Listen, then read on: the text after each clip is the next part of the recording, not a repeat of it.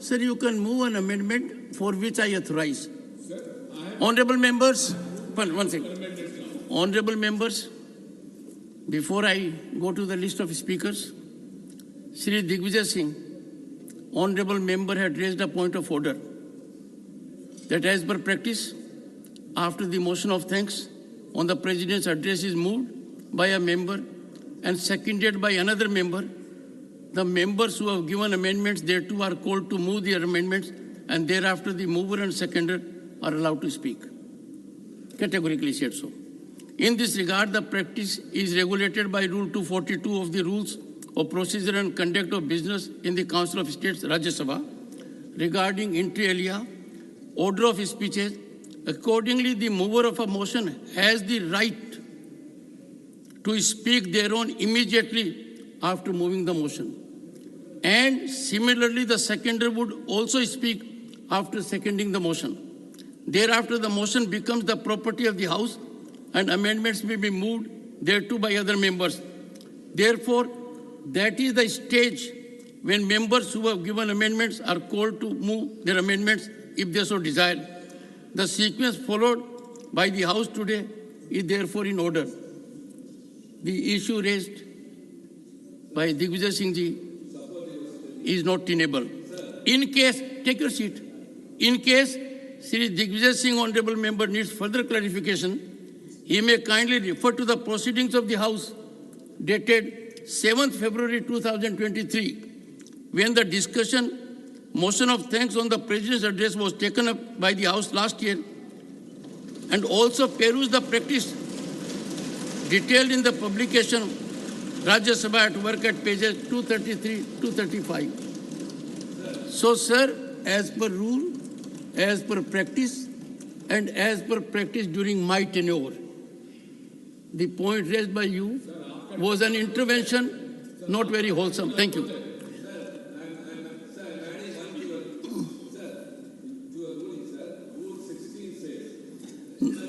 No, Tiruchi Shiva, we will have nothing on that. I have concluded. No, nothing on what I have ruled. Shri Malika Arjun Khadge.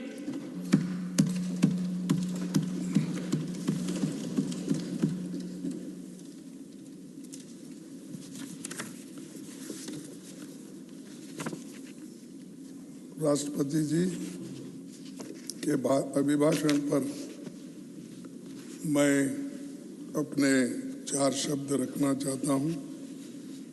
जो पहली बार उन्होंने इस house में आके joint session को address किया, और ये भी चुनाव से पहले उन्होंने सारी बातें कही, और ये बहुत ही उनका जो बजट है उसको मैं उनका जो अभिभाषण है उनको स्वागत करता हूं, और उसमें जो कमियां हैं मैं आपके सामने बोलने की कोशिश करता हूं। आप उतने ही संयम से और बीजेपी सरकार भी उतने ही संयम से सुनेंगे, ये मेरी आशा है। सर, मोदी जी के जो 10 वर्ष के कार्यकाल में उनके कुछ सवाल भी थे कि किस ढंग से पहले की सरकार काम नहीं की, इस अर्थ में भी शब्द थे, और ये सरकार कितनी अच्छी काम की इसका भी विवरण उन्होंने दिया था। लेकिन मैं यहां से शुरू करता हूं। ये हिमांशु वाजपेयी एक कवि है, उन्होंने कुछ कहा था, उन लाइनों को मैं पढ़ता हूं। न खाता न बही है, न खाता न बही है, जो तुम बोले वही सही है। न्यूज ये छप रही है, सब कुछ बिल्कुल सही है। सच पर एफआईआर क्यों, सच पर एफआईआर क्यों, रासू की मार क्यों, झूठ की जय जयकार क्यों, निष्ठुर है सरकार क्यों, मगर मेरे शहर के लोग, देश के लोग ये सवाल मुझसे पूछ रहे हैं। तो मैं यही पूछना चाहता हूं, एक तरफ तो आप अपनी बातों को बहुत सी अनेक उसको एडजेक्टिव्स लगाकर आप बोले, यहाँ सही है कि हर सरकार अपनी बात को राष्ट्रपति के माध्यम से कहलाते हैं, लेकिन इस राष्ट्र के जो निर्माता है उनको कभी भी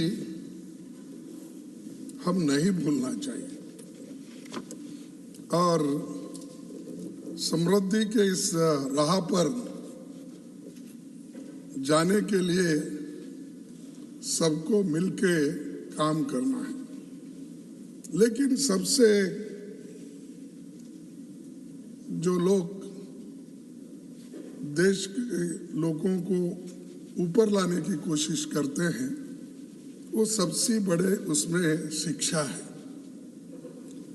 और जब तक लोग शिक्षित नहीं होंगे और अपने हकूक को जानेंगे नहीं, संविधान के रक्षा करेंगे नहीं, तब तक इसका फल गरीबों को नहीं मिलेगा, अछूतों को नहीं मिलेगा, निचले वर्गों को नहीं मिलेगा, जो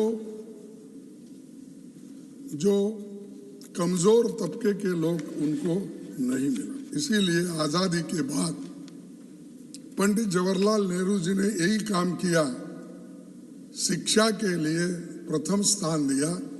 उन्होंने कहीं प्राइमरी स्कूल से लेकर अपनी योजनाओं में हाई स्कूल, कॉलेजेस सभी, और उसके बाद आईआईटी जैसे इंस्टीट्यूशन भी उन्होंने खोला और ये इंस्टीट्यूशन देश के विजन बने। और जब हम देश के लिए जो एक विजन बना के चलते हैं तो वो बहुत दिन चलता है, लेकिन उसको छोड़ के सिर्फ अपने ही काम पे पीछे जाता है। ये सब एजुकेशन, जो टेक्निकल एजुकेशन हो और इसका लाभ चाहे अपना मेडिकल कॉलेजेस हो, इंजीनियरिंग कॉलेज हो, एम्स हो, कुछ भी, इसका लाभ सबको मिलना चाहिए। इसीलिए तो एक तो संविधान में शेड्यूल कास्ट, शेड्यूल ट्राइब्स के लिए और ओबीसी के लिए भी रिजर्वेशन बनाया गया, लेकिन इसमें आज ओबीसी के बच्चों के लिए 27% जो रिजर्वेशन है वो उनको मिलना है, वो नहीं मिल रहा, और क्योंकि कोई कारण लगा के वो घट जाते हैं। एससी एसटी के भी ऐसे ही होते हैं कि कई जगह जो रिजर्वेशन है उसको घटाने की बहुत कोशिश चल रही है, जैसा कि कोई क्वालिफिकेशन बढ़ाना, कोई एक्सपीरियंस बढ़ाना, कोई एज का, ऐसे सारे चीजें लाके ये एससी एसटी ओबीसी के बच्चों को कैसा काटा जाए ये चंद लोग सोचते हैं, और इसके ऊपर कोई भी सरकार इसको जांच नहीं करती, उनके लिए कोशिश नहीं करती। तो ये बहुत बड़ा जो हमारे देश के लिए नुकसान है। और खासकर स्कॉलरशिप भी, जो स्कॉलरशिप उनको रेगुलरली सोशल जस्टिस डिपार्टमेंट से मिलना चाहिए, वो भी नहीं मिल रहा। वो देरी से जाता है तो वो बोलते हैं कि जब तक आपका पैसा यहाँ भरा नहीं जाता आपको हम एडमिशन दे नहीं सकते, या 1 महीना 2 महीने होने के बाद आपका स्कॉलरशिप नहीं आना, उसीलिए अब यहाँ पर जगह नहीं है, बंद कर दो। ये जो चीजें हैं, इन चीजों को मैं आपके सामने लाना चाहता हूँ। और पहले से ये मानसिकता है कि समाज में, मैं ये मोदी जी आए इसलिए ऐसा हुआ, ये नहीं बोलता हूँ, कि ये समाज की एक मानसिकता है। धार्मिक मानसिकता बोलो या ऊपर नीचे क्या बोलो, ये सब में है। लेकिन मुझे समझ में नहीं आ रहा कि एक आदमी जो अपने आपके बहुत इधर इधर, पहले तो वो कांग्रेस में थे, एक चीफ मिनिस्टर अब बने, जरा आजकल वो बहुत आपके लाडले बने। और उनका कहना है, मैं एक दावे से कहता हूं कि उन्होंने बाद में उसको किस ढंग से समाज में कहा मालूम, इसमें मेरे उच्चार में थोड़ी कमी ज्यादा हो सकती है। जितना मोदी जी खुद उसमें संस्कृत में बोलते हैं, उसमें बोलने में मुझे थोड़ी सी तकलीफ होगी, फिर भी आपको जनता को समझाने के लिए। खड़गे जी, you are aware that when we refer to a constitutional office in this house, you will keep that in mind also. हाँ? You will keep in mind the rule that how and under what circumstances we raise issues about a constitutional office holder. Keep that in mind. अरे मेरे सिखाने की जरूरत नहीं साहब, मैं 11 साल किया हूँ, तो ठीक है साहब। हाँ, please bear that in mind. कृषि गोरक्ष वाणिज्यम वैश्य कर्म स्वभावजम परिचर्यात्मक कर्म शूद्र स्थापी शूद्र सयापी स्वभावजम। ये है खेती, गाय पालन और व्यापार, ये वैश्यों की दायित्व है। और ब्राह्मण, क्षत्रिय और वैश्य की सेवा करना ये शूद्र का कर्तव्य है। एक चीफ मिनिस्टर बोलता है, इस देश का एक चीफ मिनिस्टर ये भाषा बोलता है, उसको निकाल दो। जो व्यक्ति का जो मन में ये है, वो क्या कानून गरीबों के लिए बनाए? ऑनरेबल खड़गे जी, I take मैं किसी का नाम नहीं ले रहा हूँ। This will not go on record. Why? Because you are not following rules. This is said. Rules do This not is allow said you Dr. under Baba Saheb Ambedkar in the Samvidhan. No. This is, you can read. I request you. ये क्यों जाएगा? How can it be ये done? क्यों जाएगा? ये unparliamentary है। There is no notice to me. Sir, no, You it have is to give public notice domain. of this. I am no. Please, See, take your sir. seat. I again appeal to you, follow the rules. You have Arre, great rule. experience. I acknowledge your experience. Please. Sir, Don't get into that mode. Prime Don't Minister, get into that mode. Please. No. Please. I have not named. Please. I have not anything. I am appealing to the Prime Minister. How you have kept such people in your party, and that too, you know that you are claiming that social justice I will bring. सबको न्याय मिलेगा, सबका विकास होगा, सबको यही रखने का है। यही आपके मानसिकता है आपके लोगों की। अगर ये है तो आप बोलिए कैसा ये शेड्यूल कास्ट के लोग पढ़ेंगे, कैसा सूत्र में आप भी आते साहब। आप तो अबो नहीं, आप ना क्षत्रिय है ना वैश्य है ना ब्राह्मण है, आप भी। This will not go on record. Go ahead. Why? Tell me why, sir. Yes. Is it no? It's a good question. It's a good question. I'll respond. Rules do not permit it. As simple as that. Please continue. Does he need your support? He is leader of the opposition. He doesn't need your support. Come on. Khadge ji. Yes. Keep your flock in order. Let them take their seat and you speak. Doctor, most of the time when legal issues are there, you are absent. And the person concerned is not. No, you are absent whenever we need you. And also it attracts the SC/ST Atrocities Act also. Khadge ji, have you finished? Finish Then continue, please. नहीं, अगर Then आप please यही continue. चाहते हैं तो खत्म करो। No, please continue. Please continue. देखो, मैं मन की बात इसलिए बोल रहा हूँ,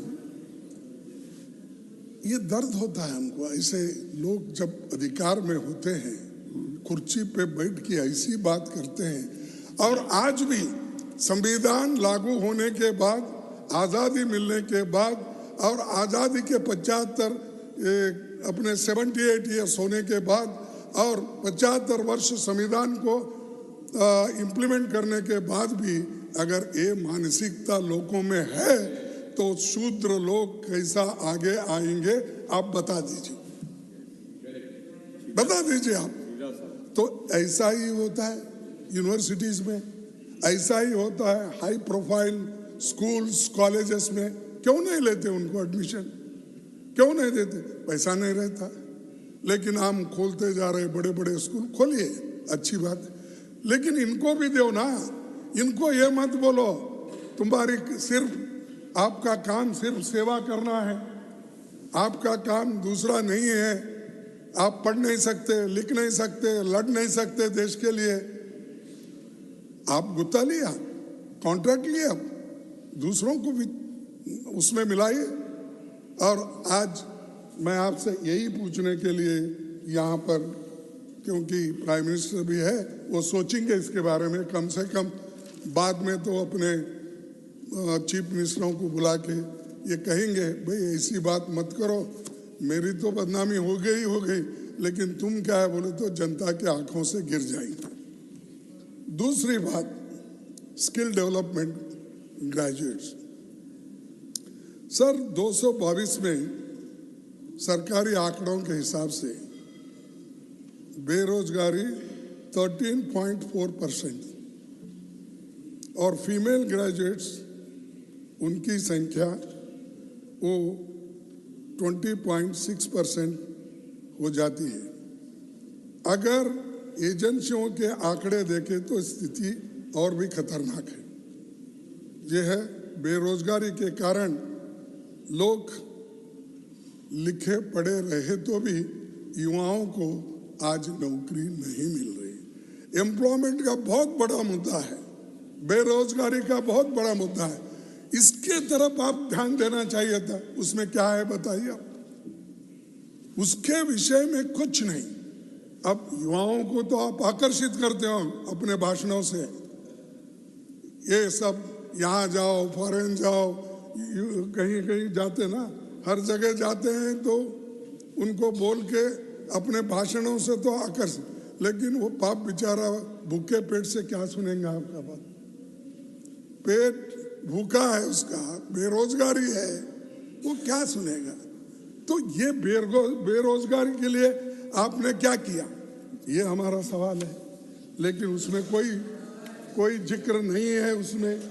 और आज महाराष्ट्र में एक उदाहरण देता हूँ, 4500 वैकेंसीज के लिए जहाँ से हमारे लीडर ऑफ द हाउस आते हैं, 10 लाख एप्लीकेशंस आए और उसमें MBA, इंजीनियरिंग, ये सब लोग शामिल हैं। तो आप देखिए कितना हम रोज पर रोज कमजोर बनते जा रहे हैं। और दूसरा, आप देखे होंगे, प्राइम मिनिस्टर भी देखे होंगे, खासकर हमारे बीजेपी के प्रेसिडेंट, उनके स्टेट से और हिमाचल प्रदेश से, हरियाणा से, यूपी के बॉर्डर के लोग, बहुत लोग मिलिट्री में जाते हैं, फौज में जाते हैं। तो इजराइल के एक एजेंसी ने जब एप्लीकेशन बुलाए तो हमारा युवा कहता है यहाँ बेरोजगार रहने से अच्छा है मैं इजराइल में काम करते हुए मरना पसंद करूंगा। यहाँ का युवा कैसा बोलता है, और जहाँ बमबारी हो रही वहां जाने को तैयार है। यूपी का कहता है वो ये कहता है अगर मुझे यहाँ अच्छी तनख्वाह वाली नौकरी मिल जाए तो कभी इजराइल नहीं जाऊंगा। ये मैं नहीं कह रहा, जनता कह रही, युवा कह रहे हैं। तो आप इनकी जो बात करते हैं, आज पब्लिक सेक्टर्स भी आप खत्म कर रहे हैं।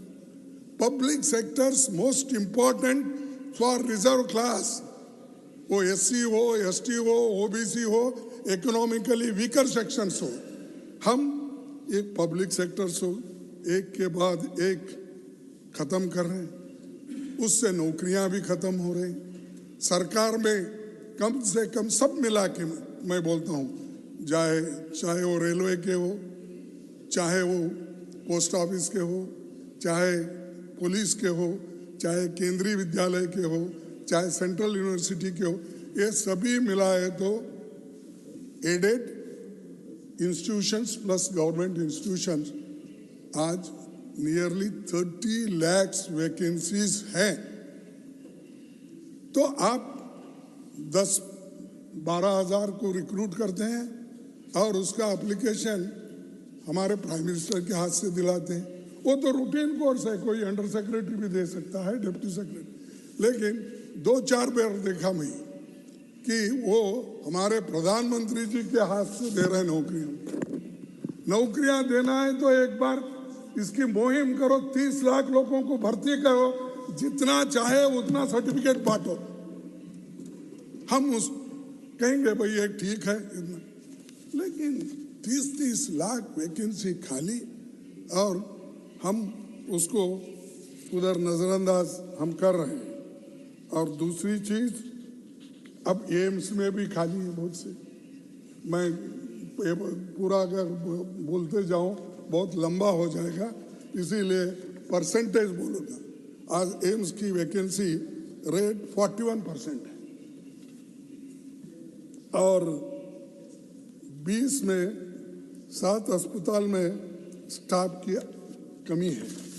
आपने बोला कि हमने एम्स करा और दूसरे इंस्टीट्यूशंस, हॉस्पिटल्स, वो ये बहुत लंबी चौड़ी अपने भाषण में उन्होंने कहा।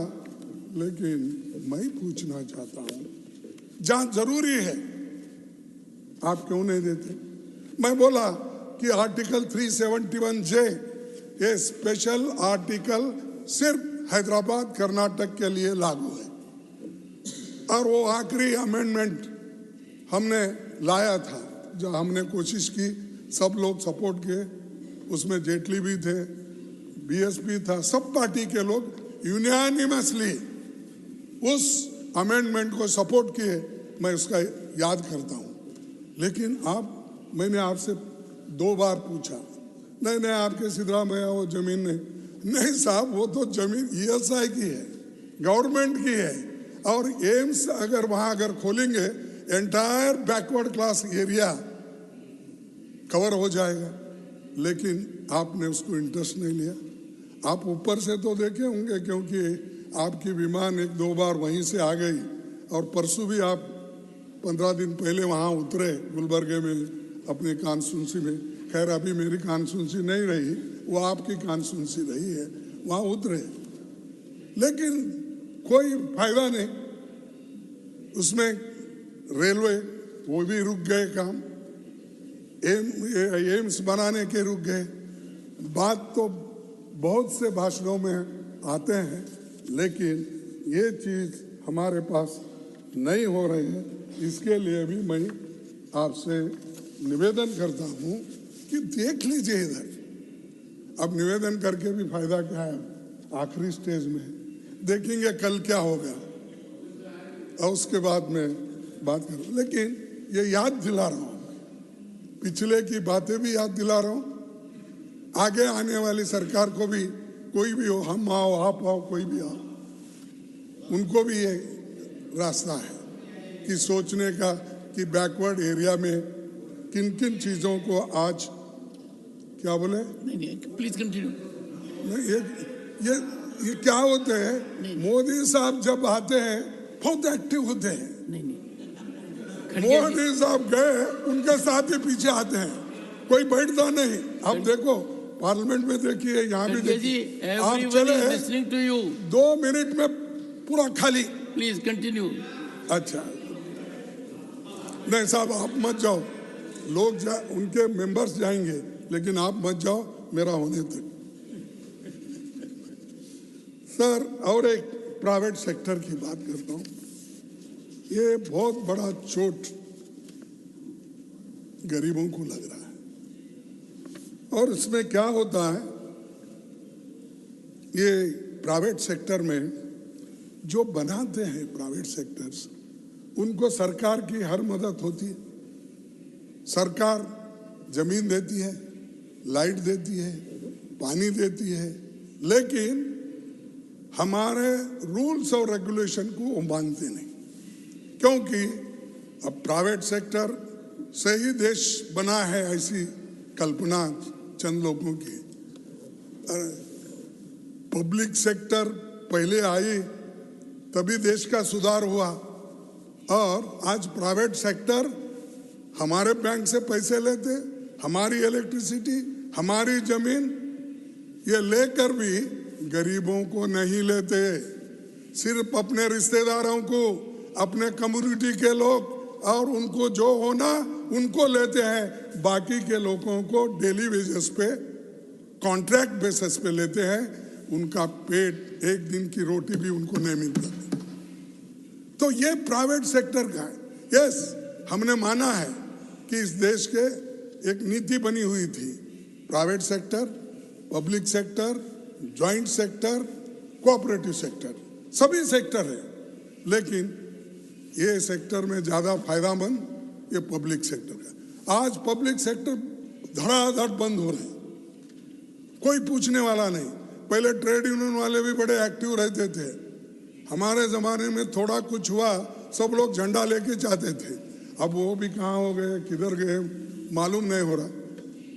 तो इसलिए ये प्राइवेट सेक्टर को आप जो ज्यादा जोर दे रहे हैं, उसके बजाय पब्लिक सेक्टर को आप जोर दीजिए, पब्लिक सेक्टर को मदद कीजिए और उसको जिंदा कीजिए, रिजिन्यूएट कीजिए। उसमें कुछ कमियां हैं तो आप उसको इंटेलिजेंट लोगों को डाल के उसको बढ़ाइए, उसके बजाय खत्म मत करो। अगर मेरे को क्या बोलते हो, अगर खांसी आई और इसको क्या बोलते हैं, जुकाम आया, कुछ आया, तो जुकाम आया इसलिए नाक काट लो, ऐसा होता है? उसको दवा ढूंढो साहब। पब्लिक सेक्टर्स ये गरीबों के लिए और देश के लिए भी अच्छा है। तो ये मैं इस बार कहना चाहता हूँ। और उसके बारे में भी कुछ नहीं बताया गया।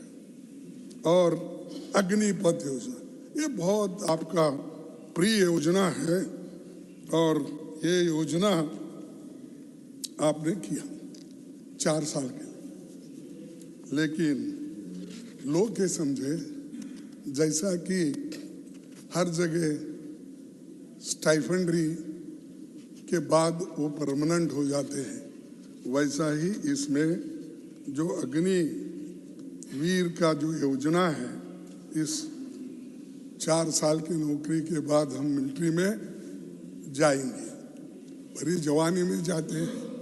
पहले कहा कि एक बात आ गई, 100 लोगों में से 25 लोगों को ड्रॉप किया जाएगा, 75 लोगों को उसमें शामिल किया जाएगा। लेकिन आज स्थिति क्या है कि आप 75 लोगों को ड्रॉप कर रहे हैं, 25 लोगों को ले रहे हैं। और मैं ऑथेंटिक बोल रहा हूं, चाहे अभी बाहर आया कि नहीं स्टेटमेंट, हाल ही में जनरल MM नरवणे ने बताया कि अग्निवीर स्कीम सिर्फ आर्मी के लिए आने थी, और उसमें 75 रिटेंशन और 25 रिलीज पॉलिसी का प्लान था। लेकिन बिना किसी से बात किए, सलाह किए, मोदी जी ने एक स्कीम एयरफोर्स और नेवी पर लागू की, और इसमें 25% रिटेंशन हुआ, 75% रिलीज पॉलिसी का रूल बना है। आप बोलिए ये तो मेरा नहीं, वहाँ काम जो करते थे, वहाँ जो जनरल थे, वैसे लोग बोल रहे हैं। तो ये जो आप कह रहे हैं तो वो परेशान हैं अग्निवीर के लोग, और वो ये कह रहे हैं ये बेहतर है, ये बेहतर दिनों की आस लगाते हुए, यानी अच्छे दिन बोले ना साहब, जो प्राइम मिनिस्टर साहब बोलते थे अच्छे दिन, ये अच्छे दिन, बेहतर अच्छे दिनों की आस लगाते हुए हबीब, दिनों की आस लगाते हुए हबीब, हम बेहतरीन दिन भी गवाते चले गए, और उनके जो बेहतरीन दिन थे, जो जवानी थी, वो भी लूट गई, खराब हो गई। तो 4 साल बाद उन जाना पड़ा। तो एक तरफ है, और दूसरी तरफ महंगाई की मार। तो आपको तो जानते हैं, लेकिन आप किसान हैं, वकील हैं, घर भी देखते हैं, सब भी आपको तो बहुत मालूम है, लेकिन थोड़ा सा समय मुझे थोड़ा दीजिए। देखिए साहब, छोटी छोटी चीजें हैं, आप बोलेंगे ये क्या है? टमाटर, प्याज, दूध, ग्राउंडनट, ऑयल, आटा, चावल के दाम 2 गुना हो गए, घट गए नहीं, डबल हो गए। अरहर, 1 second. Oh, it's on a point of effect. Okay. Authenticated table. What comment that statement he has made about all these products, because it is completely baseless. इसका कोई आधार नहीं है, निराधार स्टेटमेंट के ऊपर आप ना टिकें। The honorable leader of the opposition. ठीक है वही, अब जब आपकी बारी आती है। खड़गे जी, since leader of the house, 1 second, has raised a point, I would urge you, you have asserted, kindly authenticate. हाँ? There should be no difficulty. देखो भाई, आप बाजार में गए तो मालूम होता। एक बार तो दिल्ली की सरकार प्याज के लिए उसको खींचा गया, हराया गया। खड़गे तो जी, मैं आपके सामने ला रहा हूँ। please authenticate the assertion अरे- you are making with respect to the issues raised by leader of the house. चलेंगे साहब, मैं और गोयल साहब बाजार में जाएंगे, वहां से दोनों अथेंटिकेट करके लाएंगे। This may be done during course of the ठीक day. है। During course of the day. हाँ, During course of the नहीं, day, authentication may take place. नहीं, मैं जब चाहूंगा तब बोल जाएंगे। तो ये अरहर दाल जो 70 की थी, आज 150, ये भी अथेंटिकेट करना। Obviously.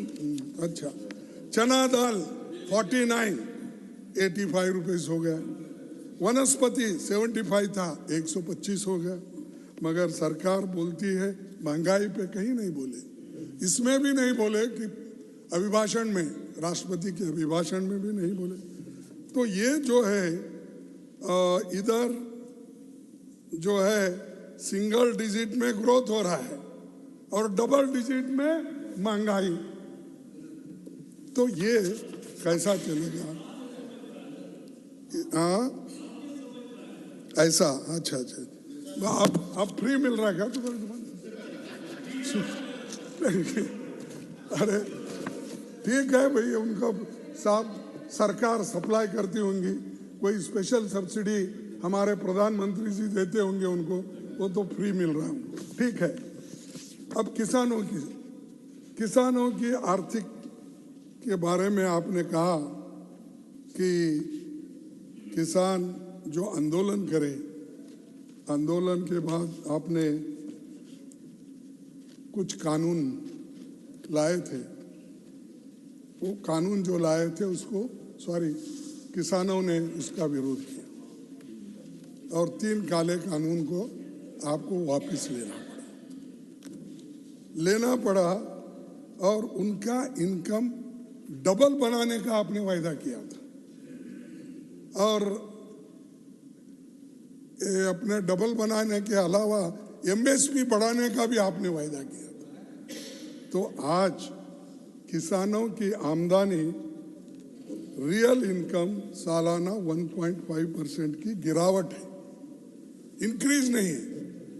तो ये हकीकत में अनुमान देखें तो 2016-17 और 2020-21 के बीच की प्रति किसान रियल इनकम में सालाना 1.5% की गिरावट आई है और किसान बहुत सुखी है, सरकार का कहना है। लेकिन सच्चाई यह है पिछले 5 वर्ष में कृषि के बजट में 1 लाख करोड़ से भी अधिक बजट सरेंडर किया गया है। 1 लाख से भी अधिक। और किसान रेल उसको भी बोले कि पीएम साहब बोले कि किसानों को काया क्लब गारंटी बताते हैं, उसमें कितनी यानी माल कितना ढुलाई हुआ, लेके गए, कितना फायदा मिला, ये सब बातें वो करते हैं। वो सब कौन, ये बीच में जो बिचौलिया एजेंट्स है उनके माल गए, किसानों का नहीं गया। वो जो खरीदे हैं वो डालते, उन्होंने गया, फायदा तो उनको हुआ। छोटे मोटे लोगों को चलो एक्सप्रेस में, सॉरी पैसेंजर में, उसमें या स्लो पैसेंजर्स उसमें डाल के अगर एक मार्केट से दूसरे मार्केट में अगर किसानों को ले जाने के लिए इजाज़त देते तो हम कहते उनका फायदा हुआ। लेकिन इसका दूसरा एक योजना आपका ये भी फेल हुआ। 21-22 तक पीएम फसल बीमा योजना में कुल 2,761 करोड़ रुपए पेंडिंग क्लेम्स में बकाया है। और ये जो होता है हमारे पास भी पहले था ये। और देखिए ये सिर्फ एजेंट्स को फायदा होता है। जो लोग इसके एजेंट्स है बीमा योजना के, ये लोग क्या करते हैं कि उसमें 100 कंडीशन डाल देते हैं ताकि उसको कुछ मिलना ही नहीं। वो इंस्टॉलमेंट भर देता है, बाद में अगर क्लेम करने गया तो उसको बोलते हैं इसमें नहीं बैठता, इसमें ये कमी है, ये कमी है, ये कमी है, और उसमें काट छाट के देने की कोशिश करते हैं। या तो साहब ये भी लाइक नहीं आपको? नहीं, all I am telling is time was 27 minutes. 27? It is now 36. It's 1 hour Extended. 42 minutes, sir. Okay, और extended. LOP बोल रहे हैं तो 1 hour 42 मिनट के अंदर ही अभी पार्टी Okay, fine. नहीं, इतना गुस्सा क्यों, सब नाराज मैं क्यों? कहाँ गुस्सा कर रहा हूँ, देखिए।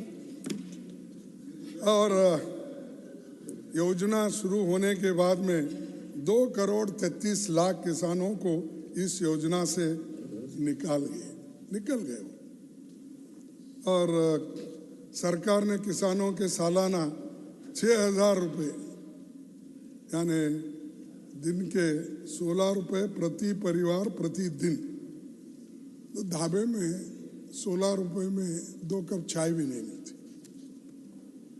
मिनिमम।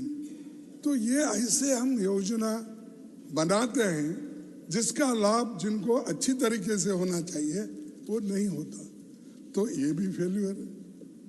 और इसके बाद में आप देखेंगे कि 40% अधिक किसानों को पीएम किसान योजना से बाहर निकलना पड़ा। और सबका साथ सबका विकास और क्या 2-4 है ना उनके, ये नहीं विश्वास है क्या विश्वासघात है मालूम नहीं।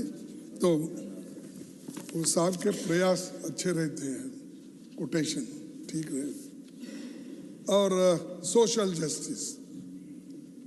जस्टिस सभापति जी, सामाजिक न्याय की हमारी मांग जाति जनगणना है, क्योंकि ये इसलिए हम प्रेस कर रहे हैं, नॉट पॉलिटिक्स। इसमें ये प्रेस इसलिए है कि अगर जाति जनगणना अगर कराए तो उसमें ये सब कुछ मिलेगा, किस किस कम्युनिटी में किस किस जातियों में ग्रेजुएट्स कितने हैं, नौकरियों में कितने हैं, जमीन कितनी है, उसके बाद में उनके पास गोपाल ये अपने कितने ये अपने गो पालते हैं या किसी धंधे में, तो ये सब एजुकेशन कितना हुआ है, ये सब बाहर आ जाता है। उसके आधार पर आप स्कीम बना सकते हो, उनके आर्थिक योजना आप बना सकते हो। तो इसीलिए ये जाति जनगणना पूछ रहे हैं, इसलिए कोई इसमें पॉलिटिक्स करने के लिए नहीं। आप इसको फिर से सोच लीजिए। आप अगर आप नहीं करेंगे, हम आने के बाद जरूर करेंगे, पक्का करेंगे। तो साहब, मैं ये बोल रहा हूं कि उनको सोचना चाहिए, इसके बारे में जल्द निर्णय लेना चाहिए। जातीय जनगणना, इसकी डिमांड हर स्टेट में है, हर बैकवर्ड की है, हर गरीबों की है, निचले तबकों की है, देश के जनता की ये मांग है। और जो सामाजिक न्याय में विश्वास रखते हैं वो जरूर इसको मानेंगे। अगर और ये एक्सरे मिलता है इकोनॉमिक, और हम तो सब इतना कुछ कर रहे हैं इनकम बढ़ाने के लिए, वेलफेयर के लिए, ये सारी चीजें कर रहे हैं। तो एक बहुत बड़ा जाति जनगणना का लाभ ये सबको होगा और सभी लोग इससे फायदे में रहेंगे। दूसरी एक चीज सर, ये शेड्यूल कास्ट के ऊपर इतना अन्याय होता है, फिर उसको मुझे ये भी मालूम है, मैं कॉन्शियस हूँ, वही निकाल के 10-20 साल के आंकड़े, तुम्हारी सरकार क्या की, 70 साल में क्या हुआ, तुम कहाँ थे, यही बात आएंगे। लेकिन फिर भी मैं बोलना चाहता हूँ, क्या है सर, इस देश में हर 2 घंटे में SC/ST समुदाय के 5 लोग अपराध का शिकार क्यों होते हैं? 2 घंटे में 5 लोग। और महिला 2022 में महिलाओं की लेबर फोर्स में भागीदारी 23.7% और महिलाओं की देश में भागीदारी 50% है। तो हम चाहते हैं कि उन्हें लेबर फोर्स में भी 50% हिस्सा मिलना चाहिए, उसके लिए पूरी कोशिश करना चाहिए। विभिन्न क्षेत्रों में महिलाओं के ऊपर अत्याचार होता है, और आपको तो मालूम है, कुश्ती खेलने में जो यहाँ ओलंपिक में जो मेडल जीत के लोग आए थे, उनको न्याय नहीं मिला, और जो अपराधी था उसको सभी लोग प्रोटेक्ट करते गए। उस वक्त प्रधानमंत्री जी भी बात नहीं करे, वो अपना पूरा मुंह बंद कर लेके बैठे। अरे ऐसे वक्त ही नहीं बात करते जब शेड्यूल कास्ट के ऊपर अन्याय होता है, OBC के ऊपर अन्याय होता है, महिलाओं के अत्याचार पर कोई बात कुछ वो नहीं करते। बाकी को उनके जो विशेष विषय है जिस पे वो बोलना चाहते हैं, घंटों से बोलते हैं, लेकिन मणिपुर में दंगा जो होता है उसके बारे में एक लफ्ज भी नहीं कहते। इतनी अच्छी बात करते हैं दूसरे विषय पे, ये मणिपुर पे क्यों नहीं जाते, क्यों नहीं? ये मेरा सवाल है। और ये तो आप पूछ नहीं सकते, वो पूछने, मुझे तो पूछना चाहिए ना। तो सर, आपको भी बताना चाहूंगा कि बिल्किस बानो के मामले में दोषियों को माला क्यों पहनाई गई?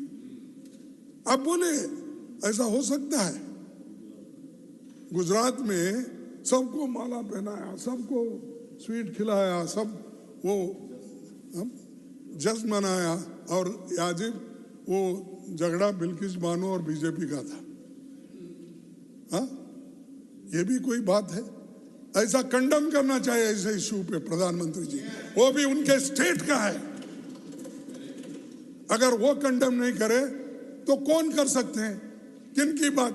आपके पास तो किसी और की बात चलती ही नहीं, आप ही सरदार हो, दूसरे लोग क्या कर सकते हैं? आपको फॉलो नहीं करेंगे तो सीधा घर जाएंगे। ये तो आपने कई लोगों को बता दिया है, तो वो गपचुप चले जाते हैं। और उनको ये भी मालूम है सर कि ये जो है चाहे वो बनारस हिंदू यूनिवर्सिटी में आईआईटी का आईटी सेल का बलात्कार का केस हो, और सरकार को 34 लाख महिलाओं को भी आप जवाब देना है, जिनके ऊपर आज इतने बड़े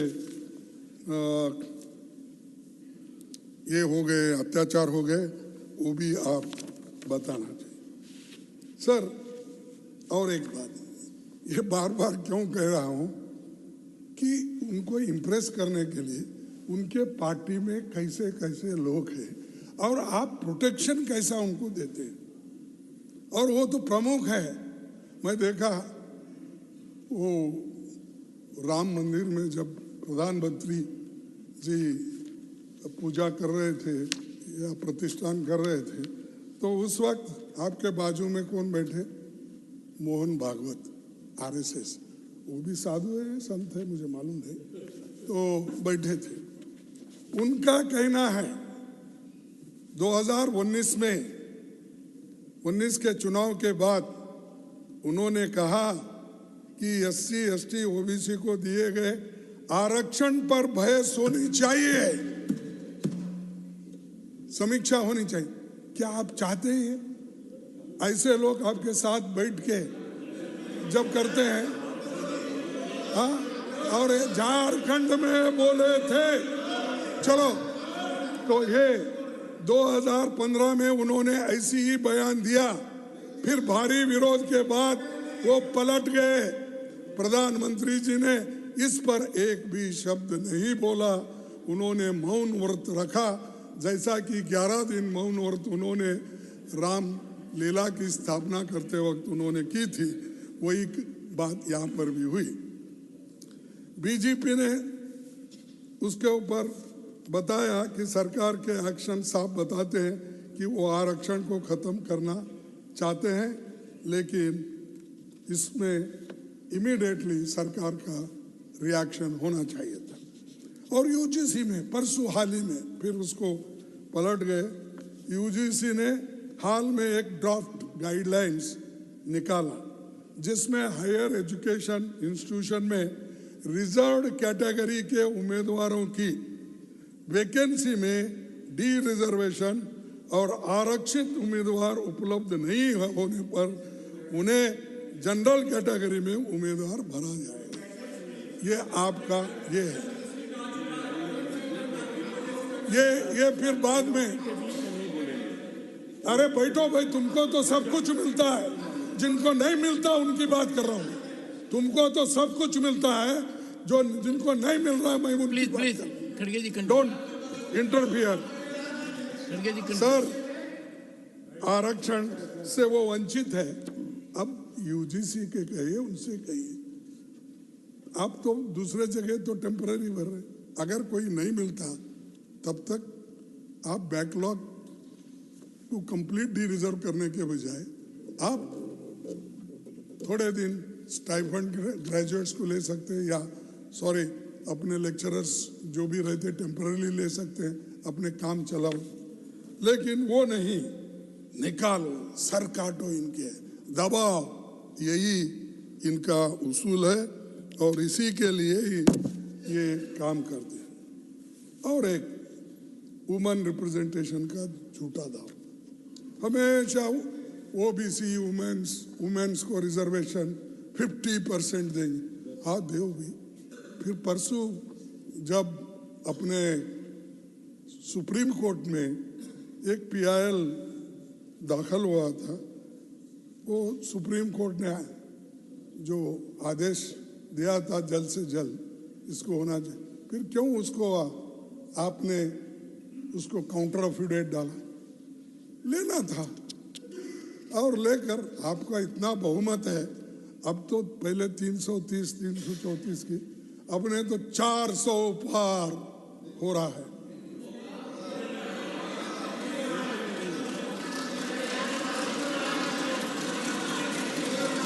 अरे 400, अरे तुम सुन जाओ सर, मेरा दावा है, ये लोग ठहर के चुन के आने दो सब, नहीं, ये लोग ठहर के चुन के आने दो पहले, इनको पहले भेजो तब मालूम होता।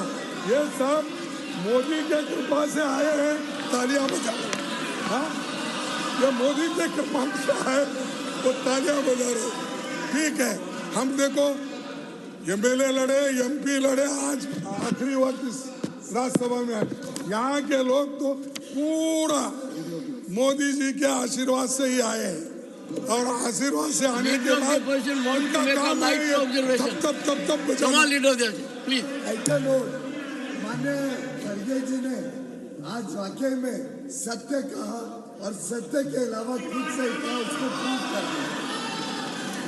I think never a leader of opposition has been so applauded. It's a record. आपके बयान की इतनी तारीफ की जा रही है। देखो, मेरे बयान की तारीफ में मैं वो भी समझता हूँ, तो यानी अपने आप को ढोल बजा रहे, 400 आएंगे 5। भाई आपके आने हैं, हाँ आपके आने हैं, तो ये सब क्यों नहीं कर रहे? अब आप इस बार 100 भी पार नहीं कर सकेंगे, 100 भी। इंडिया स्ट्रांग है, इंडिया स्ट्रांग है। और हाँ, फिर बोलो इंडिया कमजोर है, इंडिया कमजोर है। सर मैं आपको पूछता हूँ, इंडिया कमजोर है तो ये leader of the house, India कमजोर। अरे बैठिए, ये हर बात को क्यों counter? I don't like this, I don't like this. रोज एक साथी इंडिया अलायंस का तो छोड़ के जा रहा है। मुझे पता नहीं है इंडिया अलायंस अभी है या नहीं है, किस रूप में, कौन है, जरा वो भी बताएं। चाहते हैं इसलिए बैठो, तुम बार बार उठना नहीं। सर मेरी इजाजत से उठते हैं। हाँ, When I permit him, he rises. When I permit, he rises. ना सर, ही रेजेस। लेकिन मुझे मालूम है मोदी साहब जब प्रेजेंट रहते हैं, एक के ऊपर एक गिर के मदद करते हैं, तालियां बजाते हैं, ढोल बजा। मैं मानता हूँ उसको, इसीलिए मैं तो, मेरे को आदत है, प्रधानमंत्री जी को भी मालूम है, मैं एक बार हाउस में आता हूँ, बैठे रहता हूँ, सबकी बात सुनने। इस बार ही थोड़ा कम बैठा, लेकिन ऑलवेज मैं हाउस में जब तक पार्लियामेंट में था तब तक भी बैठता था, अभी भी। लेकिन इन्हों जो उठते हैं, लेकिन नहीं तो उनके कुछ एक स्टिकर लगा उनके कुर्सी को, बार बार उठते रहते। स्प्रिंग, या तो स्प्रिंग की कुर्सी दे दे। फिर मेरी समस्या हो जाएगी, मुझे कईयों के लगानी पड़ेगी। नहीं नहीं, कहीं मेरी बहुत बड़ी समस्या हो जाएगी। नहीं नहीं नहीं, कहीं कहीं ये एक एक्सपेरिमेंट करो, उसके बाद देखेंगे। प्लीज तो कंटिन्यू। जान दो, देखिए ये जो वुमेन रिजर्वेशन है, इसको भी लाने के लिए आप डर गए। क्यों डर गए? अब मुझे मालूम हुआ, क्योंकि आप नीति ही ऐसी है, ब्राह्मण क्षत्रिय वैश्य इनको ही देना हो, महिलाओं को भी नहीं। महिला शूद्र ये एक ही है, महिला और शूद्र एक ही है। तो इसका तुलसीदास का था, नर नारी ये सब कानून जो होता है। खड़गे ji sir this will not go record. नहीं साहब, ये मेरे नहीं, नर नारी ये सब तांडव क्यों मैं बोला हूँ।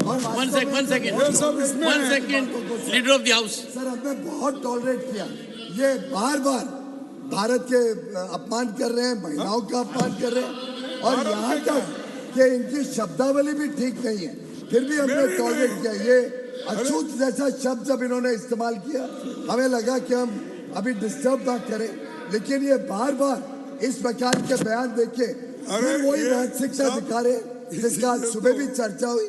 इनकी डिविसिव टेंडेंसीज, जिस प्रकार से समाज को बांटना चाहते हैं, देश को बांटना चाहते हैं, ये बार बार इसका जाहिर करते हैं। सर नहीं, प्लीज देखिए, I urge you to. No no sir, I am there. Please आप ये तो जाने होंगे, डोर गंवार शूद्र पसनारी ये सब तांडन के अवतारी, ये तो सुने हैं ना। तो ऐसे ऐसे आपके पास शब्द है जो इस समाज को कुचलने का, इस समाज को तोड़ने का, इस समाज को शिक्षा से वंचित करने का, इस समाज को शस्त्र से वंचित करने का ये आपकी टेंडेंसी है, हमारी नहीं। हम तो कुछ नहीं मिला तो भी इस देश के साथ है, कुछ मिला तो भी इस देश के साथ है। हमको आप कितना भी तकलीफ दो, हम कभी अलग जाने का सोचे नहीं या जाएंगे भी नहीं। तुम लोग सब खा के सब पेट भर के बैठे हो, फिर भी इनके बारे में नहीं सोचते, यही बहुत बड़ा दुख है। सर और एक बात मैं कहूंगा कि ये चुनावी प्रक्रिया सरकार सीईसी की नियुक्ति के जिस तरह नियंत्रित कर रही है, उसके चुनाव आयोग की स्वतंत्रता खतरे में है। और पास यहाँ की यानी कारखाने की एक्सपीरियंस नहीं, ऐसे लोग उसमें घुस गए और घुस जाने के बाद वो क्या क्या करते यूएम में मालूम नहीं, या सरकार कैसी उनको वहाँ पर डायरेक्टर, अरे ये क्या है अभी? Director, sir, what is Come on. What are we to say? Sir Telangana में ये हुआ, Parliament नहीं, affairs minister. तेलंगाना में ये हुआ, One. Sir, तेलंगाना में ये हुआ, Sir, तो महोदय at हो least- गए, ऊपर हो गए। Mr. Javadekar. चलो Kharge ji is a very senior member sir, आप इतना ही मैं निवेदन करता हूं आपको, पूरा देश में एक कानून है, वो कानून के हिसाब से हर एक कंपनी में, लिमिटेड कंपनी में इंडिपेंडेंट डायरेक्टर्स नॉमिनेट होता है, अपॉइंटमेंट होता है, ये सिंपल प्रोसीजर है, ये प्रोसीजरल एस्पेक्ट है, हर एक कंपनी में रहता है। खरगे साहब कृपया आप ऐसे एलिगेशन बिना बेसिस एलिगेशन नहीं लगाइए। सर, बिना बेसिस Sir, के please. प्राइवेट नहीं, आप प्राइवेट मेंबर्स को डाले, नॉन ऑफिशियल को डाले, ठीक होता है, लेकिन एक ही पार्टी के कोई क्वालिफिकेशन उसको अप्रोप्रिएट नहीं है, ऐसे लोगों को आरएसएस के लोगों की चुन चुन के डालना बोल के है क्या? अरे मुझे देखो जोशी साहब, आप बात मत करो, मुझे सब मालूम है, अखिल जी। तुम्हारे सब ज्वाइंट सेक्रेटरी यहाँ बैठे हैं। Honorable leader of the opposition through me. Through सब आप I am उधर- looking at you and you are looking at me. नहीं, जरा क्या होता है, आप उधर ज्यादा देखते हैं, नहीं, इधर नहीं देखते। आज तो मैं पूरा आपको ही देख रहा हूँ। नहीं साहब, आप नहीं देखने के वजह से मेरी हालत ये हो गई। सर और एक चाइना का बारे में यहाँ पर कुछ नहीं कहा गया। राष्ट्रपति जी ने हमारी सेनाएं आज जैसे को तैसा की नीति के साथ जवाब दे रही है। सच्चाई यह है कि हम अपनी जमीन चीन के कब्जे में छोड़ते जा रहे हैं। यही अभी वीडियो में भी सामने आया है। इसी महीने चीन के पीएलए सैनिकों ने पेट्रोलिंग पॉइंट 35 और 36 के पास के चरागाह क्षेत्रों के एक भारतीय चरवाहों को जाने से रोका। यानी ये स्थिति है बॉर्डर पे भी, और इसको अगर रोक नहीं पाए तो वो और अंदर आते वो बाद में एक बहुत बड़ा झगड़ा होते रहता है और शांति नहीं रहेगी। और आप तो कम से कम विश्व को रक्षा करने की बात हो रही है और विश्व गुरु बनने के लिए भी जा रहे हैं। उसका कब होगा, क्या होगा, वो देखेंगे। विश्व गुरु तो नहीं, विश्व गुरु हो रहे। अरे विश्व गुरु हो जाओ भाई, पहले चाइना को अंदर मत घुसने दो, पहले पाकिस्तान को आने मत दो, और पहले तो भारत में गुरु बनो, उसके बाद विश्व गुरु की सोचो। अब तो राम टेम्पल के पुजारी तो बने हैं। थैंक यू वेरी मच, आपका दर्शन लिए तो राम का दर्शन हो गया। हाँ, आपने जो राम के पुजारी तो पहले पुजारी आपने बना है, ठीक है, लेकिन अरे हमको क्या अंदर भी नहीं आने देते, तुम पुजारी क्या बनाते हो? चलो छोड़ो, चुप, वो बात मत करो मेरे सामने। और दूसरी बात यह है सर, मणिपुर महीनों बाद एक जो घटना घटी, अब तक आप विजिट क्यों नहीं कर रहे? क्या सीक्रेट है? वो कह चुके सर आप, वो तो गलत पेपर हो गया। वो कह चुके आप मणिपुर को कवर कर चुके हैं। नहीं, मणिपुर कवर कर चुके महीनों हैं। बाद नहीं, वो खत्म हो गया। हाँ, मणिपुर कवर कर चुके हैं आप। आप मणिपुर पे आया हूँ। ना, मणिपुर कवर कर चुके हैं आप। ये 20 है, ये 21 है। मेरे पेपर को मैं अच्छा जानता सर हूँ। कवर हो गए। आप चाहते हैं फिर एक बार मैं उनको पुजारी बनूं? तो छोड़ो सर। मेरा और एक निवेदन है कि इतने महीनों के बाद भी आप मणिपुर विजिट नहीं कर रहे, इसका क्या सीक्रेट है? वहां लोग तबाह, तंग, बर्बाद, घरें जल रहे हैं, मोटरसाइकिल्स जल रहे हैं और एक दूसरे को मार रहे हैं, और आप बोलते शांति है। वहां परसों ही 2 लोग मारे गए, नक्सलिज्म खत्म हो गया। अभी छत्तीसगढ़ में और 2 लोग मारे गए 3 दिन पहले।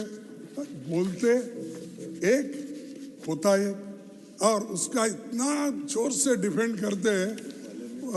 मैं क्या बोलूं कि झूठ को भी सच बनाने का अगर कोई नेता है वो हमारे प्रधानमंत्री जी है।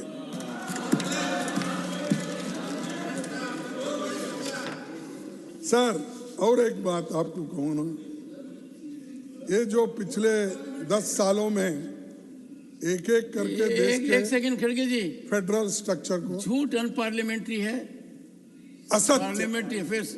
असत्य को सत्य करने में वो प्रवीण है। हो गया? हिंदी, जो हिंदी मुझे आती है उसमें बदलाव करूं तो। और दूसरा साहब, फेडरल स्ट्रक्चर्स में जिस स्टेट में आपको जहां बाढ़ आई पैसे रिलीज नहीं करे, जहां ड्रॉट है कर्नाटक में आधे भाग में वहां पर भी नहीं दिए, बंगाल में नरेगा का पैसा रिलीज नहीं करे, आंध्र प्रदेश में 10 साल से स्पेशल कैटेगरी की मांग हो रही वो कुछ नहीं कर रहे। और आंध्रा के लोग विशाखापट्टनम के लिए स्टील प्लांट के लिए प्राइवेटाइजेशन मत करो, इसको पब्लिक सेक्टर में रखो। ये बहुत बड़ा नुकसान देश के लिए होगा। अगर आप पब्लिक सेक्टर में रखें तो गरीबों का फायदा होगा, अगर किसी प्राइवेट को दिए उसको वहाँ नौकरी भी नहीं मिलेगी, सिर्फ प्राइवेट लोगों को फायदा होगा और दलित, SC, ST ये सब मर जाएंगे। कम से कम रिजर्वेशन तो है, ऐसे जगह तो कुछ ना कुछ उनको मिलता है। अगर SC, ST, बैकवर्ड क्लास ये मर जाने दो, कुछ भी होने दो।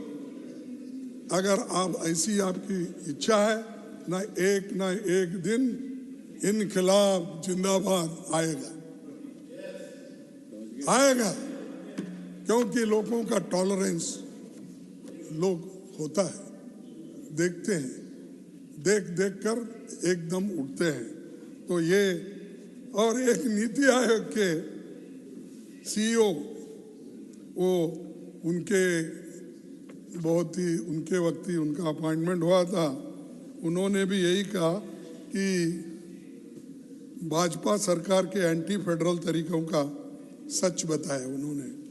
और फाइनेंस कमीशन का भी उन्होंने हिस्सा कम करने का किस ढंग से वो दबाव आता है वो भी उन्होंने परसों ही पेपर में आया, आप पढ़े होंगे, क्योंकि आप हर बारीकी से हर चीज़ देखते हैं, तो ये भी आप देखे होंगे मैं समझता।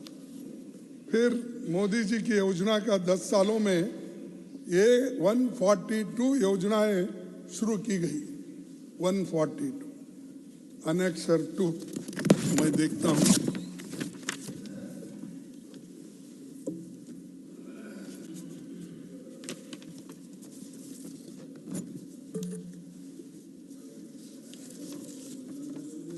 सर हाँ,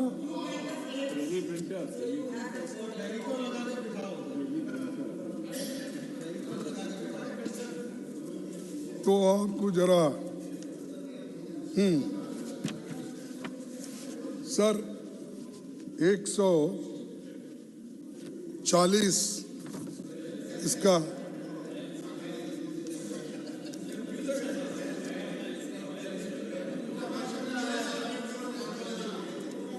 हाँ,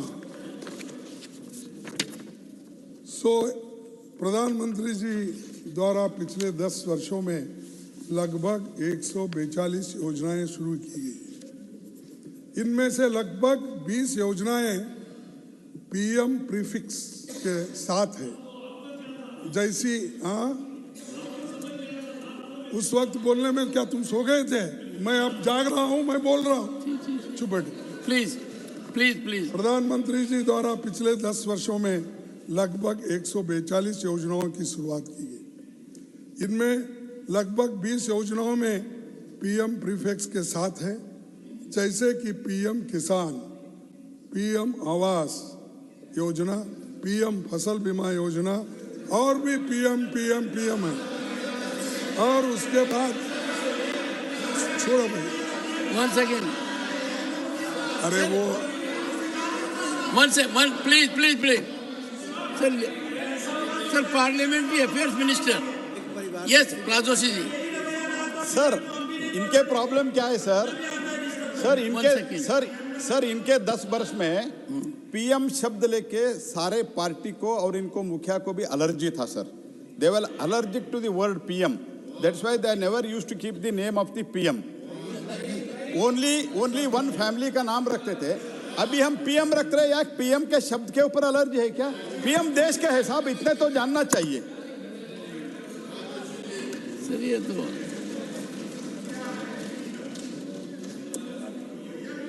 अच्छा ठीक है, उनको इट्स अ गुड पॉइंट. नहीं वो लीगल एड दे रहे हैं प्राइम मिनिस्टर को, देने दो सर. दूसरी, बहुत से ये विकसित भारत की बात करते हैं, लेकिन समाज अगर विकसित होगा तो ही भारत विकसित होगा. और ये मैं क्यों बोल रहा हूं कि मैं बोलना बड़ा मुश्किल है, अच्छा भी नहीं लगता. अपने अभी नहीं, क्योंकि 10 साल हो गए, कैसा भी आप उधर जाएंगे, हम आप यहीं रहेंगे राज्यसभा में. ये तो लोग जाना पड़ता ना सब उसके लिए. तो 1500 स्पेशली इक्विप्ड व्हीकल्स को देश के लगभग 2,50,000 विलेजेस में भेजा जा रहा है, जिन पर लिखा दिया है मोदी सरकार की गारंटी. और ये भी बोलो भाई पीएम की गारंटी बोलो, इसमें क्यों मोदी की गारंटी? क्योंकि इलेक्शन जा रहे हैं वो. और मोदी सरकार की गारंटी. और सुनते जाओ, ये जो गाड़ियां जा रहे हैं, उसके अलावा मोदी जी अपनी गारंटी बहुत बोले. और आज तो न्यूज़पेपर में आता है, कौन सा न्यूज़पेपर आप निकालिए, मैं भी 7, 8, 10 पेपर देखता हूँ, जो खास करके एडिटोरियल और बीच में जो लिखते, उतना बाकी का उसमें झंझट में नहीं जाता. लेकिन मैं देखता हूँ ऊपर लिखा हुआ मोदी जी की ये गारंटी, गैस की गारंटी, उसकी गारंटी, ऐसा रोज आता है, रोज एक उसमें. अरे भाई आपके पास खूब पैसे है, कितना करना करो, लेकिन कुछ होने वाला नहीं, इंडिया जीतेगा. सर मेरी गारंटी, अरे सुनो मोदी साहब क्या कहते वो तो सुनो. जी सर मोदी क्या कहते वो तो सुनो. मेरी गारंटी मेरी कड़ी मेहनत है, इनकी नहीं है, इनकी है.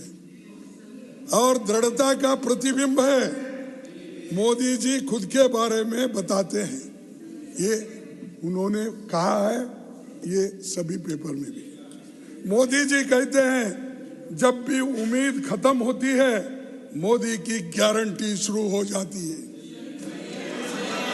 हाँ, ये अरे सुनो. और मोदी जी ने कहा कि उनकी गारंटी का मतलब है कि वो अकेले ही उन्हें पूरा कर सकते हैं.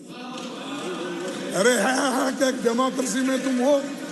एक अकेला इंसान प्रधानमंत्री मैं बोल रहा, तुम ढोल बजा रहे हो।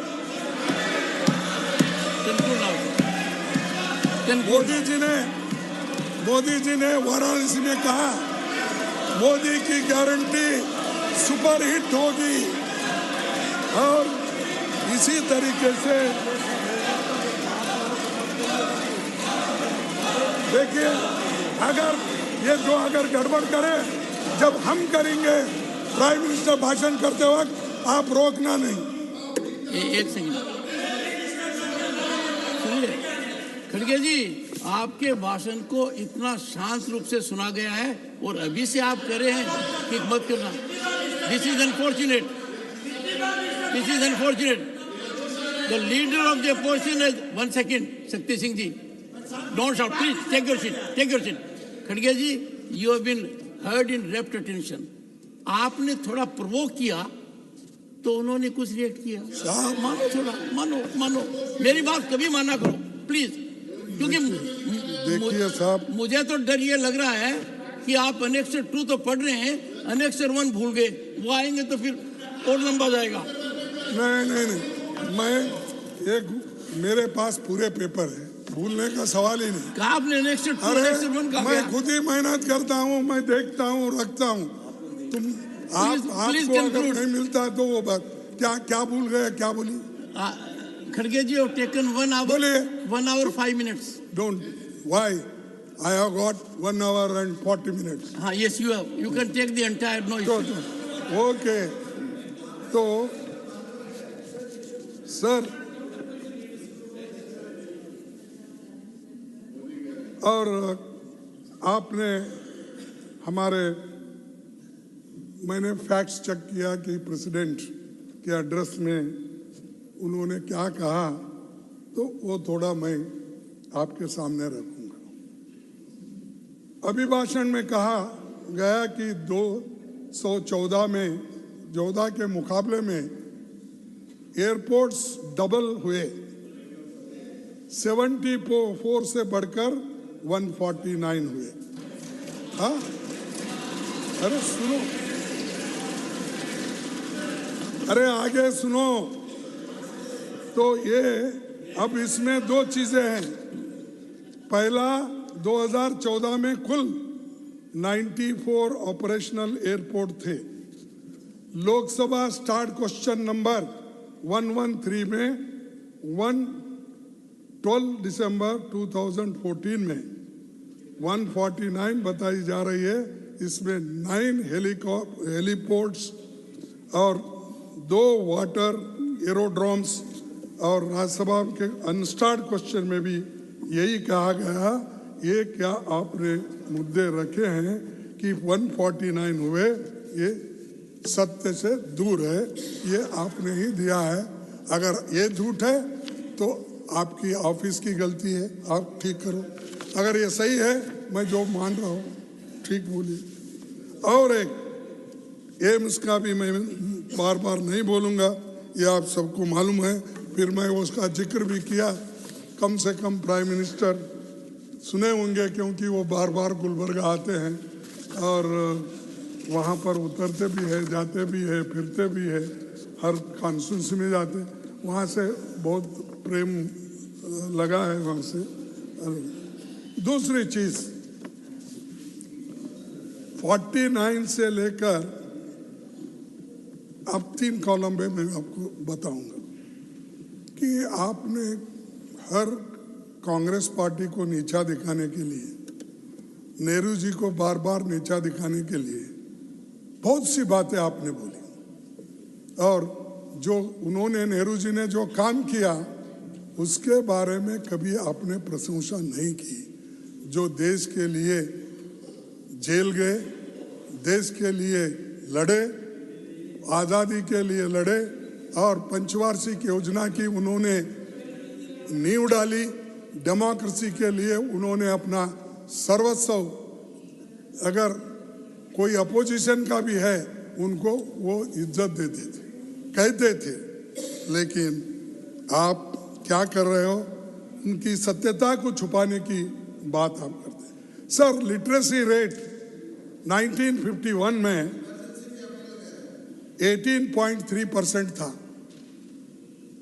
और 13-14 में 74% हुआ। कितना हुआ? 74%। आज कितना है? 77%। नहीं देखो, टीका भी करना है तो तुम स्टैटिस्टिक्स हमारे भी पढ़ते जाओ, करो, डेमोक्रेसी है, हमारे कमियां निकालो। सिर्फ जलसी से बात मत करो, टीका मत करो बगैर सोचे समझे। नेहरू जी के बारे में, यही नेहरू जी का जमाना है ना। और देखिए लाइफ एक्सपेक्टेंसी, साहब अगर हम उस वक्त पैदा होते तो आपकी हमारी लाइफ एक्सपेक्टेंसी सिर्फ 32 इयर्स होती थी। आपकी 70 के ऊपर नहीं बढ़ती थी, मेरे 80 के ऊपर नहीं बढ़ता, उनका भी 70 तक आया, 71 तक ये बढ़ता नहीं था। तो 70 साल तक बढ़ी, 32 इयर्स से लाइफ एक्सपेक्टेंसी 70 इयर्स। अब आपके जमाने में 69.27 इयर्स लाइफ एक्सपेक्टेंसी हुआ।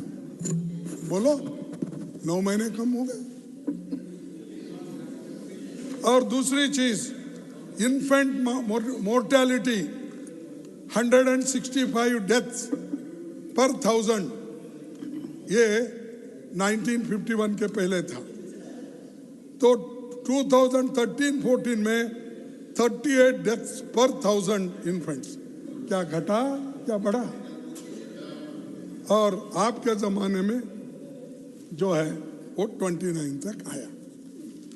और 38 करने के बाद भी क्या किया ये सरकार ने? ये सब कुछ किया। प्राइम मिनिस्टर प्राइमरी स्कूल्स 2,09,051 में थे, 51 से पहले। 13-14 तक 7,90,000 स्कूल्स बने। और आपके ज़माने में स्कूल्स कम हो गए इसलिए कि प्राइवेट को आपने ज़्यादा प्रोत्साहन दिया। और 2021 में आपके 7.6 लाख हो गया। अपर प्राइमरी स्कूल्स 13,600 और 4,13,14 और 4,35,00,000 इन 2023 में हुआ। और secondary higher inter junior colleges 7,400 थे और हमारे ज़माने में 2,34,000 2014 में। अब 2,92,000।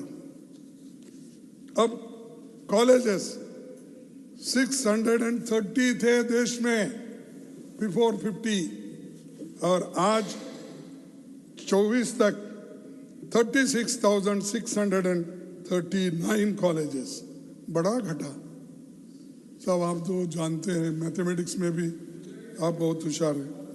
और उसके बाद में अब 43,000 बन गए। Sub centre primary health centres 725 अब 1,77,000 2024 तक और 1,94,000 3 साल में। एक नहीं 2023 का 1,94,000 पहले 1,77,000 मतलब तो ये इसका 1,500-2,000 कुछ बढ़ गए। नेट इरिगेटेड एरिया, ये तो किसानों के लिए 2,10,000 हेक्टर पहले थी और हमारे ज़माने में 13-14 में 6,80,000 हेक्टर्स। बड़ा क्या घटा? फिर आपके ज़माने में 7 लाख हेक्टर बन गया। तो अरे आप कुछ नहीं किए, ये किए सो बता रहा हूं, और आप क्या किए वो भी बता रहा हूं। Percentage of rural house holds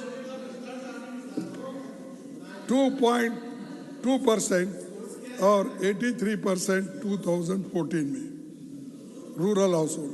अब आपने 12% बढ़ाया, 99% 2019 में फिगर एज इट इज है।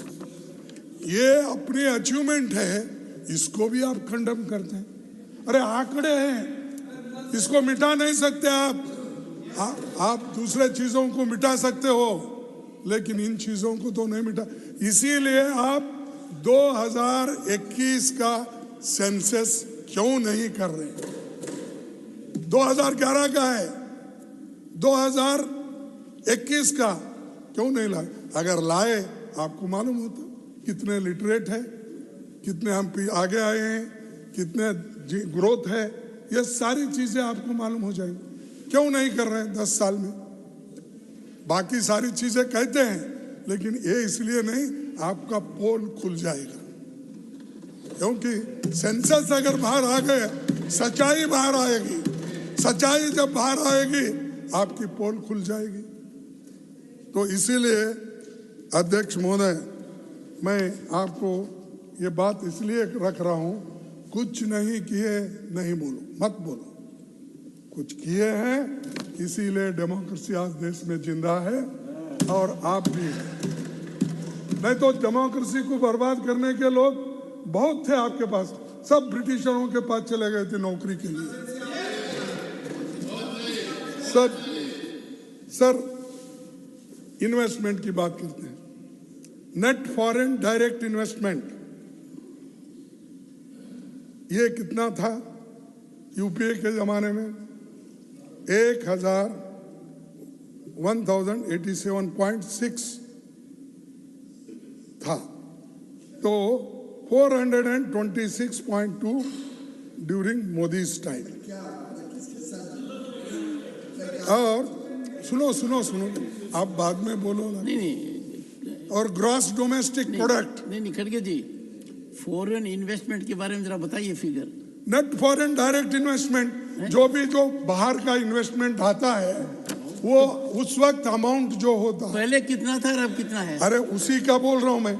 Change during UPA 1087.6%। अब क्या है? 426 घट गया। अरे उसका ये गलत है बोल के आप दे दो। अरे ये गलत है बोल के दे दो वाह। दूसरा gross domestic product 302.3%, 142%। Per capita GDP 244.7, अब 119। ये जो आंकड़े हैं आप देख सकते हैं, और मैं आपके सामने ही रख रहा हूं। ये रख देना सर, आपका नहीं ये ठीक रहेगा, रख देना। ये क्यों सारे चीजें रख देते? हाँ बिल्कुल ठीक है। ये क्यों? हाँ। कार्रवाई का हिस्सा बनना। तो दूसरी चीज जो है, और हमारे मोदी साहब की गारंटी तो मैं पढ़ा, और सारे चीजें उसमें मैंने बताया किस ढंग से वो काम चल रहा है। और एक आखिरी 2 चीजें मैं बताऊंगा। पॉलिटिकल अपोजिशन, अब क्या है, अपोजिशन पार्टी को देखते ही ये सरकार को एलर्जी। जिसको देखे उसको अंदर डालो, ईडी, इनकम टैक्स, और जिसको डालो उसको अंदर लाओ और वॉशिंग मशीन में डालो, वो क्लीन हो जाता है। राज्यसभा में लाओ, क्लीन। और 411 एमएलए इधर से उधर हो गए 10 साल में, तोड़ फोड़ में, और सरकारें गिराए, सरकारें बने। ये सब नीति आपकी ठीक है? आप इसको ठीक मानते हैं? और आप मेरे पास जब रहता है, मेरे पार्टी में जब रहता है, वो करप्ट और सब तुम्हारे पार्टी में आते कि दूसरे दिन ही वो अच्छा बन जाता है,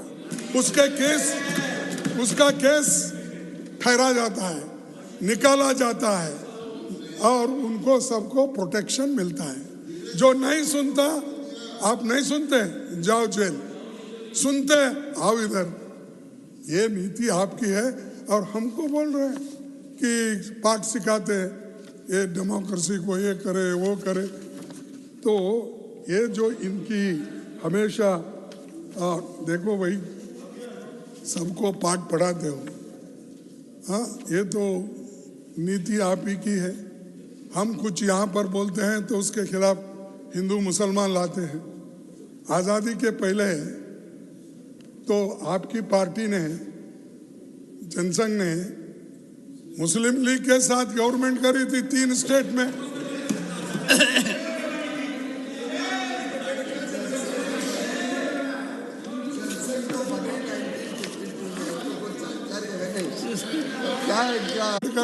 खड़गे जी और प्लीज उनके जो दूसरे किताब है वो भी पढ़ो, मालूम होता है। Please please. हाँ यस, मैं आप इतना बड़ा शरीर है, मैं उधर देख रहा हूँ, वो मेरे जैसे पतले हैं, उधर देख रहा हूँ। सर, नेहरू जी के संग्रहालय का नाम बदलने का क्या जरूरी था? हाँ, अरे नेहरू जी एक, जब वाजपेयी जी जो विपक्ष के नेता बन के प्राइम मिनिस्टर बने, शायद वो कैबिनेट रूम या कहीं, तो उन्होंने देखा तो फौरन बुलाया कि भाई यहाँ तो नेहरू जी की फोटो लगती थी, कहाँ है? नहीं साहब, वो ऐसा ऐसा कोई बोले कि गवर्नमेंट बदल गई। अरे गवर्नमेंट बदल गई, वो तो पहले प्राइम मिनिस्टर है, लेके आओ, लगाओ। ये है कम से कम अटल बिहारी का तो सुनो, ये बीजेपी नहीं है, बीजेपी है तोड़फोड़ सरकार। खड़गे जी हाँ, तो ये है कि ये, अरे जब सर मैं आपको बोलूं, कईयों बार जब अदानी साहब और अटल बिहारी साहब गुलबर्गा आते थे, हम रूम छोड़ के वेकेट करके उनको देते थे, हालांकि हम मिनिस्टर थे इलेक्शन के वजह। तो क्योंकि हमारे दोस्त उसमें थे, थोड़े पहले से क्लासमेट्स हुए थे, आके रिक्वेस्ट करते थे, सर तो तुम्हारा घर है, आप घर को जाओ, ये ऐवान शाही छोड़ दो। हम किसी को, उस चंद्रशेखर का भी है, चंद्रशेखर का यहाँ उनके हाँ वहाँ नीरज है, उठ उठ के बहुत बात करते हैं। उनके पिताजी को, मेरे को सब अरेस्ट करे थे 1971 में, 70 में, जब वीरेंद्र पाटिल वहाँ पर हमारे घर के बाजू में ही रहते, वीरेंद्र पाटिल, उन्होंने हमको अरेस्ट करा था।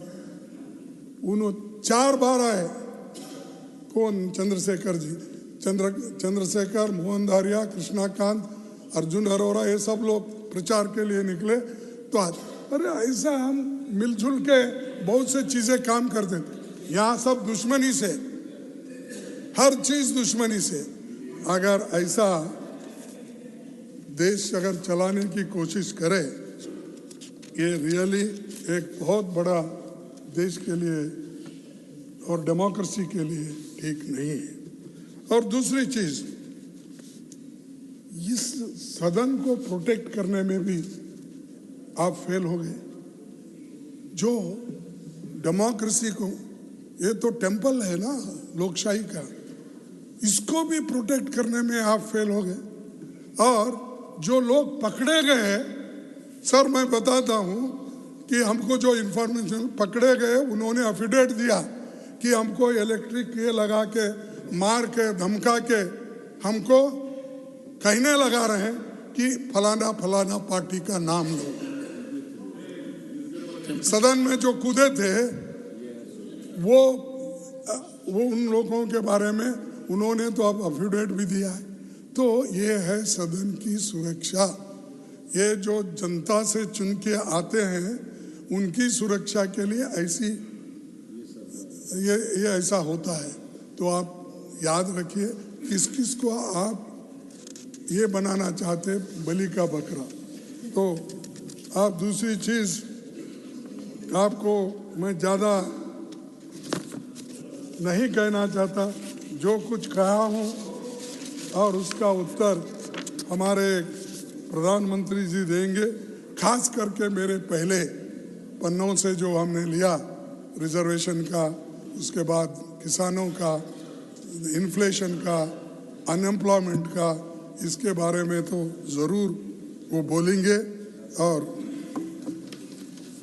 और उसके बाद मैं आखिरी में ये भी कहता हूँ कि झारखंड की स्थिति क्या होगी। झारखंड में एक को तो तुम बुला के ईडी के केस में उसको अरेस्ट कर दिया। अरेस्ट करने के बाद वो रिजाइन करे, गवर्नर के पास गए और उन्होंने अपना राजीनामा दिया। राजीनामा एक्सेप्ट हुआ। अगर राजीनामा एक्सेप्ट होने के बाद 43 लोग लाइन में बस में बैठे हुए थे, उनके सिग्नेचर लेकर उनको दिया, तब उन्होंने ये भी नामांकित किया कि फलाना फलाना चंपा सूरन उसको लीडर बनाइए हमारे पार्टी की तरफ से। तो वो आदिवासी नेता देने के बाद भी वहाँ के गवर्नर बोले मैं इसके ऊपर सोचता हूँ, और वहाँ पर तुमको संख्या बल रही। तो वो वहाँ पर बैठे हुए थे कार में सॉरी बस में, तो संख्या बल। दूसरे दिन फिर वो जाके मिले, इतनी संख्या है हमारे पास। तो उनको बोले ठीक है, तो कल 12:30 बजे आप वोट ले लो। 12:30 बजे उनको बोले, फिर बोले कि विश्वास मत, मैं आपको डेट देता हूँ 8-10 दिन में। तो ये अपोजिशन के लिए। और आप क्या कर रहे हैं? नीतीश साहब बिहार में राजीनामा दिए, 15 मिनट में राजीनामा स्वीकार हुआ। उनको वोट लेने की, शपथ लेने की टाइम भी दी गई, और उन्होंने उसी वक्त अपना कैबिनेट भी फॉर्म किया। अरे आधा घंटे में एक का काम सब होता है, और यहाँ मेजॉरिटी रहते हुए एक ही पार्टी की, एक ही महागठबंधन की, उनको ऐसा करते। Is it this democracy sir? Is it this about democracy? उसको, और ये भी ट्राइबल का आदमी है, लेने दिया सो वाला ट्राइबल, ले अब जो वोट लिया वो भी ट्राइबल। तो इस ढंग से अगर आप ट्रीट करते जाओगे तो लोगों का विश्वास उठ के चले जाएगा डेमोक्रेसी के ऊपर। और निश्चित रूप से मैं कहूँगा कि आप बुरा न माने, तो यहाँ प्रधानमंत्री कहाँ ये आखिरी इलेक्शन डिक्लेयर करते हैं मुझे मालूम नहीं, इसके बाद इलेक्शन नहीं। मैं इतना पॉपुलर हो गया, डेमोक्रेसी की जरूरत ही नहीं है बोलेंगे, इससे ये दिख रहा है। तो 16 घंटे में पार्टी बदलते, पलट मारते हैं। ये पलटू रामों को आप लोग सपोर्ट करते हो, जो सीधा सीधा आके आपको देता है उसको आप नकारते हो, ये ठीक नहीं है। और लास्ट में मैं यही कहूँगा कि खैर तो ईडी, इनकम टैक्स बोल बोल के थक गए, उन्होंने तो इसको मानते नहीं, क्योंकि डराना एक ही उनके पास उपाय है, दूसरा उपाय नहीं है। हम देश का विकास चाहते हैं, उनका कहना, हम भी देश का विकास चाहते हैं। हम कभी, मैं तो खासकर कभी विकास के लिए किसी को भी मैं डिस्क्रिमिनेट नहीं किया, और ये जोशी साहब मानते, मैं समझता हूँ, क्योंकि हम वो पूछो मत पूछो हर एक को मदद करते थे। और हमारा एम क्या है कि अगर डेवलपमेंट हुआ, सड़क बड़ी हुई, क्या मेरे ही लोग चलने वाले उसके ऊपर? रेल चली, क्या मेरे ही लोग बैठने वाले हैं? कोई हॉस्पिटल बना, क्या मेरे ही पेशेंट जाने वाले हैं घर के? तो ये अगर सोच आपके पास रही तो देश विकसित होता, नहीं तो मेरे लिए और हमारे लिए इतना ही बोल के चले तो दूसरों को सर्वजन सुखाए, क्या आप बोलते ना? हाँ, तो सर्वजन सुखाय कहाँ है? मैं तो ये बोलता हूँ बहुजन सुखाय बहुजन हिताय, इसकी बात करो। सर्वो उन्हों बोलते हैं हमारे दोस्त, तो मैं इतना ही बोला बहुजन सुखाय बहुजन हिताय। ये तो बुद्धा का कहना है, और बुद्धा ये 8वां अवतार 8th अवतार आपने मानते हैं राम का, मानते नहीं? मुझे मालूम नहीं, साफ बोलना। 8वां अवतार 9th अवतार 9th अवतार बुद्धा का, विष्णु का 9th अवतार मानते। उसका भी कहीं पर नामो निशान नहीं, वहां पर कहीं बनने का नहीं, उनके स्तूप बनने का नहीं, कुछ भी नहीं। हाँ, उसीलिए बोला आप पूजा 9th अवतार की करो। 9th अवतार की करेंगे तो साइंटिफिक थिंकिंग आ जाएगा आपके दिमाग में। तो मैं टीका नहीं कर रहा हूं, ठीक है, आप ठीक बोले। ऐसे लोग जरा ज्यादा बढ़ गए तो बीजेपी ठीक हो जाएगी। सर, मैं आखिरी बात ये कहूंगा, गरीब और कमजोर तबकों को न्याय मिले, ये हमारी नीति है जिस पर हम चलते रहेंगे। आप कितनी भी उपेक्षा करें, हम ये सवाल उठाते रहेंगे। आखिरी में मैं ये कहूंगा, मेरा हर लफ्ज है अमन के लिए, मेरा हर लफ्ज है अमन के लिए, मेरी हर सांस बंदगी के लिए, मेरी हर सांस बंदगी के लिए मैं हवा के खिलाफ चलता हूँ। मैं हवा के खिलाफ चलता हूँ सिर्फ इंसान की खुशी के लिए। धन्यवाद, आपको नमस्कार। आप बहुत शांति से इस बार सुने, इसीलिए आप और सभी को धन्यवाद।